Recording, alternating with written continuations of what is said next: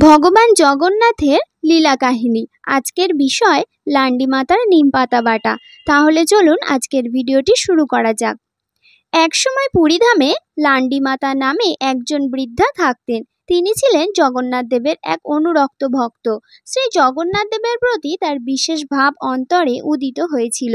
সেই ভাবভক্তির প্রভাবে প্রভুকে তিনি তার পুত্র বলে ভাবতেন। প্রতিদিন লান্ডি মাতা প্রভুর জন্য কিছু নিম পাতা বাটা নিয়ে আসতেন। তিনি মনে মনে ভাবতেন, শ্রী জগন্নাথ প্রতিদিন 60 বার ভোজন করেন, যার মধ্যে থাকে 56 রকমের অন্ন ব্যঞ্জন, কত রকমের মিষ্টি, কত রকমের ঘি।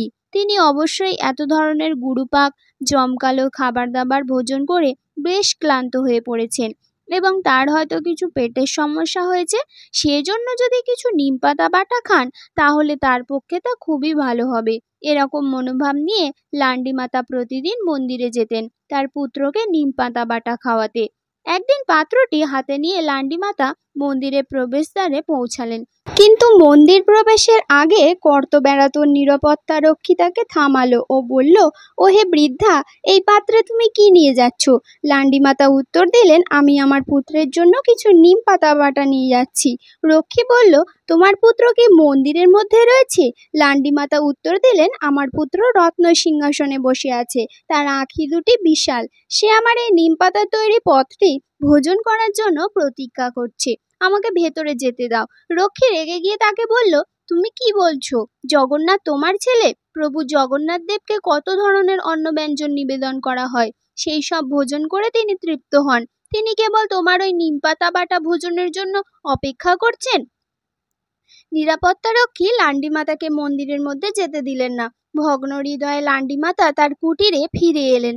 আমার ছেলে নিশ্চয়ই তার এই নিম পাতার জন্য অপেক্ষা করে আছে, এমন ভাবতে ভাবতে তিনি কাঁদতে লাগলেন। শ্রী জগন্নাথ দেব লান্ডি মাতার অন্তরের ভাব উপলব্ধি করলেন এবং তার সঙ্গে বাৎসল্য রস উপভোগ করবার জন্য তিনি সেই রাত্রে তার কুটিরে আবির্ভূত হলেন।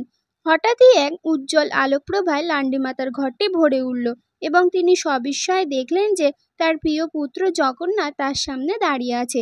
তার মুখটি যেন শুষ্ক ও বিবাদ। জগন্নাথ বললেন, মা, আজ কত রকমের মিষ্টি দ্রব্য ভোজন করেছি, আমার পেটে কষ্ট হচ্ছে, তুমি কি আমাকে কিছু নিম পাতা বাটা দেবে? লান্ডি মাতা তাড়াতাড়ি উঠে পড়লেন এবং উত্তরে কিছু বলার চেষ্টা করলেন, কিন্তু কিছু বলার আগেই জগন্নাথ দেব তার গৃহ হতে অন্তর্হিত হলেন। সেই রাতে প্রভু শ্রী জগন্নাথ দেব পুরীর রাজার কাছে স্বপ্নে আবির্ভূত হলেন এবং তাকে বললেন, রাজা, লান্ডি মাতা আমাকে তার পুত্র হিসেবে প্রীতি করেন, তিনি আমার মা, আর প্রতিদিন তিনি আমার জন্য অত্যন্ত প্রীতি সহকারে নিম পাতা বাটা নিয়ে আসেন। তোমার নিরাপত্তারক্ষী তাকে প্রবেশদ্বারে থামিয়েছে এবং তার হাত থেকে নিম পাতা বাটার পাত্রটি ধাক্কা দিয়ে ফেলে দিয়েছে। তার তৈরি নিম পাতা বাটা খেতে আমি খুবই ভালোবাসি। আগামীকাল খুব ভোরে অবশ্যই তুমি তার কাছে যাবে এবং তাকে বলবে সে যেন আমাকে ভোজন করাবার জন্য নিম পাতা বাটা নিয়ে আসে। পরদিন খুব ভোরে রাজা তার মন্ত্রীদের সঙ্গে নিয়ে জগন্নাথ মন্দিরের অনতিদূরে অবস্থিত লান্ডি মাতার ছোট্ট ঘরে গেলেন। তার কুটিরে রাজাও তার মন্ত্রীদের সঙ্গে নিয়ে জগন্নাথ মন্দিরের অনতিদূরে অবস্থিত লান্ডি মাতার ছোট্ট ঘরে গেলেন। তার কুটিরে রাজা ও তার মন্ত্রীদের দেখে লান্ডি মাতা খুব অবাক হলেন। রাজা তাকে বললেন, হে মাতা, মন্দিরের পাহারাদার রক্ষী আপনার প্রতি এক মহা অপরাধ করেছে, আমি তার জন্য ক্ষমা চাইছি। আপনার হাতে তৈরি নিম পাতা বাটা শ্রী জগন্নাথ দেবের খুবই পছন্দ। আপনি শ্রী জগন্নাথ দেবের একজন মহান ভক্ত এবং আপনি অত্যন্ত ভাগ্যবতী যে তিনি আপনার বাৎসল্য প্রীতির ভাবটি গ্রহণ করছেন এবং আপনাকে তিনি নিজে মাতা জ্ঞান করেন। আজ থেকে আপনার কুটিরটি লান্ডি মাতা মঠ নামে প্রসিদ্ধ হবে। এই স্থানটি একটি পবিত্র তীর্থ হিসেবে বিবেচিত হবে। এই পৃথিবীতে আপনি যতদিন থাকবেন প্রতিদিন আপনি শ্রী জগন্নাথ দেবকে নিম পাতা বাটা খাওয়াবেন। এমনকি আপনি দেহত্যাগ করার পরেও আপনার স্মৃতিতে শ্রী জগন্নাথ দেবকে এই পত্রী নিবেদন করা হবে।